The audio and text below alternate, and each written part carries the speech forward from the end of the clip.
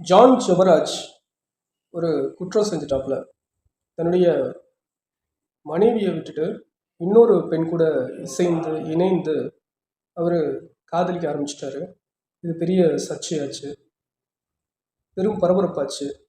மேலும் அவர் மேலே குற்றச்சாட்டா போக்சோ சட்டமும் பாஞ்சது. சிறுமிகள் கிட்ட ஒரு தவறாக பழகினார் அப்படின்னு சொல்லிட்டு இதற்காக இவர் மேலே குற்றம் சாட்டி இவர் ஜெயில் வரைக்கும் போயிட்டு இப்போ வெளியில் வந்துட்டார்.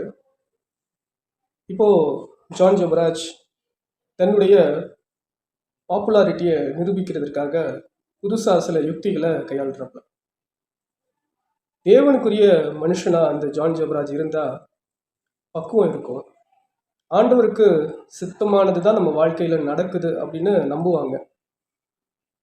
ஒரு பாஸ்டராக இருக்கிறவன் வாழ்க்கையில் இப்படிப்பட்ட ஒரு தவறான இச்சை தரக்கூடிய விஷயத்தில் இவை ஈடுபட்டதா ஒரு குற்றம் சாட்டப்படுது அப்படின்னா ஃபஸ்ட்டு இதை ஆண்டவர் அனுமதிக்கிறாரு அப்படின்றத ஏற்றுக்கணும்.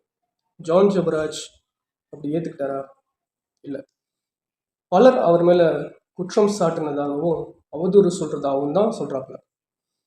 ஆனால் உண்மையை பார்த்தீங்கன்னா ஆண்டவர் அவர் தவறு செய்தார் அப்படின்றத எல்லார் மத்தியிலும் அவர் அனுமதிச்சிருக்கார். So he has to admit, தவறு செய்ததை அவர் ஏற்றுக்கொள்ளணும். ஏற்றுக்கிட்டு அவர் மன்னிப்பு கேட்டு இனி அந்த பாதையிலிருந்து வழி விலகி ஆண்டவருக்கு நேராக நடக்கணும். இதுக்கு பல காலம் எடுக்கும். ஆண்டவருடைய சோதனையாக கூட இது இருக்கலாம். இவன் எப்படி ரியாக்ட் பண்ணுறான் அப்படின்றத பார்க்குறதுக்கு. பட் இந்த ஜான் ஜெபராஜ் வெளியில் வந்த அதே ஸ்பீடில்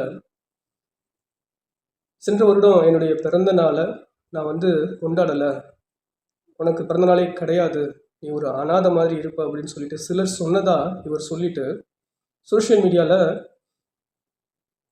எனக்காக என்னை விரும்புகிறவங்க கேக் கட் பண்ணி ஜான் ஜெபராஜ் அண்ணா உங்களை நான் நேசிக்கிறேன், தம்பி உங்களை நான் நேசிக்கிறேன் அப்படின்னு சொல்லிட்டு ஒவ்வொருத்தவங்களும் கேக் கட் பண்ணி அப்லோட் பண்ணுங்க அப்படின்னு சொல்லிட்டு ஒரு வீடியோவை ரீசண்டாக அவர் போட்டிருக்காப்புல. இது மூலிமா என்ன தெரியுது அப்படின்னா தன்னுடைய பாப்புலாரிட்டியை திரும்பவும் ஜான் ஜெபராஜ் நிரூபிக்கிறதுக்காக இந்த செய்கையை செய்கிறார். அப்போது இன்னும் தன்னுடைய பலத்தை தான் அவர் நிரூபிக்க விரும்புகிறாரு. அடுத்தவங்க இவரை தவறாக பார்த்ததை மாற்றி நிறைய பேர் என்ன நேசிக்கிறவங்க இருக்காங்க அப்படின்னு அடுத்தவங்ககிட்ட காமிச்சு அதை நிரூபிக்கிறதுக்கு முயற்சி பண்ணுறாரு. நிஜமாக சொல்கிறேன், ஆண்டவர் ஜான் ஜெபராஜ் கிட்ட இல்லவே இல்லை. ஜான் ஜெபராஜ் இதற்கு மேலேயும் இன்னும் பின்னாடி தான் போக போகிறாரே தவிர அவர் ஒரு ஸ்டெப் கூட ஆண்டவர்கிட்ட அவர் அடி எடுத்து வைக்க போகிறது கிடையாது. அது எனக்கு ரொம்பவே கஷ்டமாக தான் இருக்குது. ஜான் ஜெபராஜுடைய பாடல்கள் நிறையா பேருடைய இருதயத்தை தொட்டது என்னமோ உண்மைதான். ஆனால் இன்னைக்கு ஜான் ஜெபராஜ் ஆண்டவர்கிட்ட இருந்து வழி விலகி பிசாசின் கையில் சிக்கி இருக்காப்புல அப்படின்றது தான் நிதர்சனமான உண்மை.